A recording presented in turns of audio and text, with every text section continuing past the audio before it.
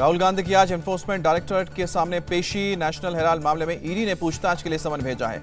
राहुल गांधी के आवास के बाहर लगे पोस्टर लिखा, राहुल जी संघर्ष करो, हम आपके साथ हैं। राहुल गांधी है, झुकेगा नहीं। कांग्रेस पार्टी आज देश भर में ईडी के दफ्तर के सामने करेगी सत्याग्रह मार्च। राहुल गांधी की ईडी के सामने पेशी के वक्त करेगी प्रदर्शन।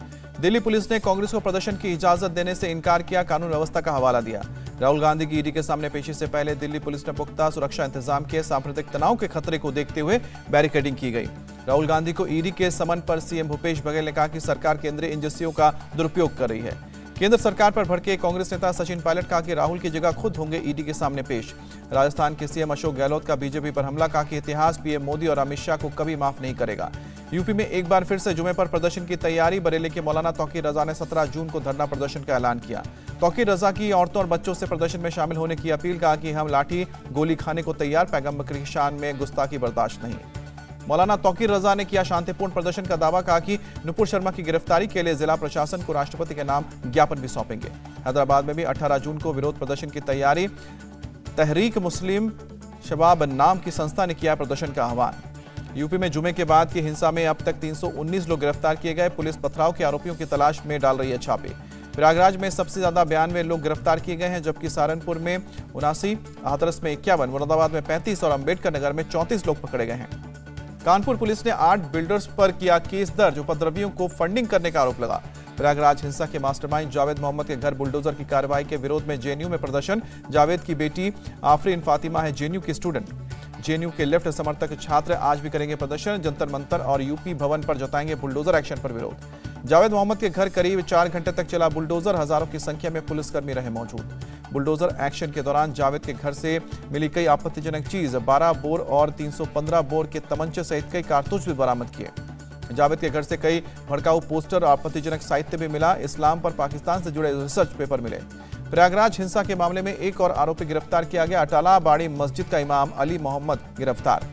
प्रयागराज के डीएम संजय कुमार खत्रे का बयान कि सभी उपद्रवियों की पहचान की गई है। सीसीटीवी के आधार पर बचे हुए दंगाइयों की तलाश की जा रही है।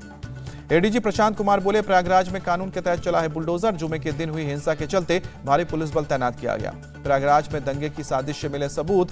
नबी की शान में गुस्ताखी का हवाला देकर भड़काऊ पोस्टर लगाए गए। सहारनपुर में शमशेर अली नाम का शख्स भी गिरफ्तार हुआ। शमशेर की प्रिंटिंग प्रेस में छपे थे भड़काऊ पोस्टर। सहारनपुर पुलिस ने सलमान और वसीम नाम के 2 शख्स को गिरफ्तार किया। भड़काऊ पोस्टर छापने और लगाने का आरोप। सहारनपुर हिंसा पर बहुत बड़ा खुलासा, बच्चों को भड़काते आरोपी मुजम्मिल का वीडियो सामने आया। मुरादाबाद में पुलिस प्रशासन के अधिकारियों ने किया फ्लैग मार्च। जामा मस्जिद इलाके में फोर्स और बुलडोजर के साथ पहुंचे। इलाके के लोगों को अनाउंसमेंट के जरिए किया गया सावधान। मंगलवार से अतिक्रमण अभियान चलेगा शुरू होगा। पश्चिम बंगाल में थम नहीं रही है हिंसा की लहर। हावड़ा और मुर्शिदाबाद के बाद नदिया में हिंसा भड़की। नदिया के वेथुआड़ी में रेलवे स्टेशन पर उपद्रवियों ने एक लोकल ट्रेन पर हमला किया। ट्रेन को नुकसान पहुंचाया।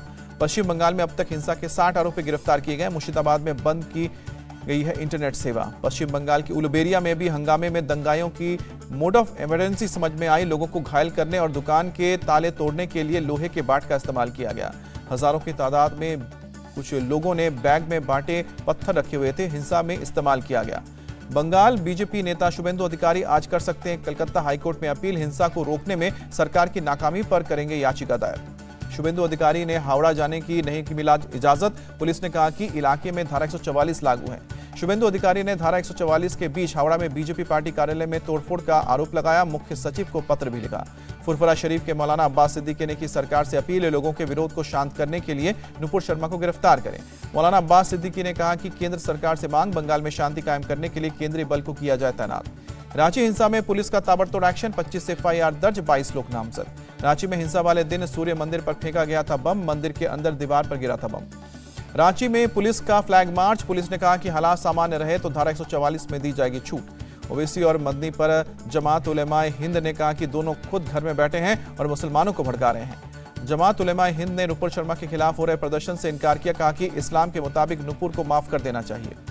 थाने की भिवंडी में पुलिस के सामने आज पेश नहीं होगी नुपुर शर्मा। विवादित बयान के मामले में पुलिस ने कल दिया था पूछताछ का समन। नुपुर शर्मा के वकील ने भिवंडी पुलिस से मांगा 4 हफ्ते का समय। भिवंडी पुलिस आज समय देने की अपील कर सकती है फैसला। एआईएमआईएम चीफ असदुद्दीन ओवैसी भुज में पीएम मोदी पर बरसे। कहा कि पीएम मोहब्बत चाहते हैं। जब हम कहते हैं कि हमसे मोहब्बत करो तो कहते हैं कि आओ चाय पियो। प्रयागराज हिंसा के मास्टरमाइंड जावेद मोहम्मद के घर तोड़ जाने पर भड़के ओवैसी कहा कि क्या यूपी के सीएम चीफ जस्टिस ने कानून पर बुलडोजर चला दिया। ओवैसी ने सीएम योगी पर लगाया एक तरफा कार्रवाई का आरोप, कहा कि अजय का घर नहीं तोड़ा, फातिमा का घर तोड़ा, एक समुदाय पर बुलडोजर चला रहे हैं। पंजाबी सिंगर सिद्धू मूसेवाला हत्या के मामले में शूटर संतोष यादव गिरफ्तार, पुणे पुलिस ने गुजरात से गिरफ्तार किया। संतोष यादव का एक साथी नवनाथ सूर्यवंशी भी गिरफ्तार किया गया। यादव को 2021 में हुई एक हत्या के मामले में गिरफ्तार किया गया है। दिल्ली के स्वास्थ्य मंत्री सत्येंद्र जैन की आज कोर्ट में पेशी होगी। हवाला मामले में सुनवाई। पीएम मोदी का 14 जून को महाराष्ट्र दौरा, पुणे में जगत गुरु श्री संत तुकाराम मंदिर का उद्घाटन करेंगे। पीएम मोदी के दौरे से पहले पुणे में एक शख्स के पास से 1105 कारतूस बरामद किए गए हैं। क्राइम ब्रांच की रेड में स्क्रैप डीलर से मिले हैं कारतूस। आरोपी दिनेश कुमार के खिलाफ आर्म्स एक्ट के तहत केस दर्ज, पुलिस को मिली 15 जून तक की कस्टडी। राष्ट्रपति चुनाव की तैयारी में जुटी बीजेपी, नड्डा और राजनाथ सिंह को मिली विपक्ष को साधने की जिम्मेदारी। कांग्रेस अध्यक्ष सोनिया गांधी दिल्ली के सरगंगाराम अस्पताल में भर्ती, सोनिया को दूसरी बार कोरोना हुआ है। कांग्रेस नेता रणदीप सुरजेवाला ने ट्वीट करके कहा कि सोनिया गांधी की तबीयत स्थिर है। 15 जून को राष्ट्रपति चुनाव को लेकर सीएम ममता बनर्जी ने दिल्ली में बुलाई है बैठक, सीएम ठाकरे बैठक में नहीं होंगे शामिल। आनंद के ग्रामीण प्रबंधन संस्थान का 41वां दीक्षांत समारोह, अमित शाह ने कहा कि प्रण लीजिए कि ग्रामीण विकास से जुड़ी रहेगी धरती। मोदी सरकार के 8 साल पूरा होने पर बोले अमित शाह, देश से गरीबी दूर करने के लिए नीतियां बनाई गई हैं। यूपी के गृह विभाग के अपर सचिव का बयान, जो लक्ष्य सीएम ने 10,000 पदों को 100 दिन में भरने का रखा था, हमने 80 दिनों में पूरा कर लिया है। जबलपुर के इंडस्ट्रियल एरिया आधारतल रिछाई में देर रात ट्रांसफार्मर फैक्ट्री में आग लगी, धमाकों से दहला पूरा इलाका। औरंगाबाद ग्रामीण इलाके में दुकान के सामने आईडी प्लांट करने के मामले में युवक गिरफ्तार किया गया। बॉम्ब स्क्वाड ने सुरक्षित स्थान पर ले जाकर इसे डिफ्यूज किया। पश्चिम बंगाल के उत्तर 24 परगना में दही चूड़ा उत्सव के दौरान गर्मी और भारी भीड़ की वजह से अफरा तफरी, 3 लोगों की मौत, 50 लोग बीमार पड़े। कश्मीर पुलिस का बयान, घाटी में इस साल अब तक कुल 100 आतंकवादियों को ढेर किया गया है। भारत के तटीय क्षेत्रों के मछुआरों समुदाय के सदस्यों का प्रदर्शन, सब्सिडी पर रोक लगाने के विश्व व्यापार संगठन के प्रस्ताव का विरोध किया। वाराणसी में गर्मी के कहर से लोग परेशान, सड़क पर निकलना मुश्किल हुआ। नासिक के गांव में पानी की भारी किल्लत, हर रोज मंगवाना पड़ता है पानी का टैंकर, गांव का हर परिवार टैंकर के लिए देता है 50 रुपए। दिल्ली वालों को और रुलाएगी गर्मी, दिल्ली समेत पंजाब हरियाणा में हीट वेव का अलर्ट जारी किया गया। पूर्वोत्तर भारत, पश्चिम बंगाल और सिक्किम में अगले 5 दिनों तक बारिश का सिलसिला जारी रहेगा, मौसम विभाग का अनुमान। अगले 2 दिनों के दौरान पश्चिमी प्रायद्वीप तट पर भी भारी बारिश जारी रहने की संभावना, मौसम विभाग ने जताया अनुमान। अंतर्राष्ट्रीय योग दिवस पर केंद्र सरकार ने 75 मंत्री 75 ऐतिहासिक स्थलों पर करेंगे योग। देश में कोरोना की बड़ी रफ्तार, कोरोना के 8,582 नए केस सामने आए हैं, 24 घंटे में 4 लोगों की मौत हुई है। महाराष्ट्र में कोरोना के 2,946 नए केस सामने आए हैं और पिछले 24 घंटे में 1432 मरीज ठीक हुए हैं।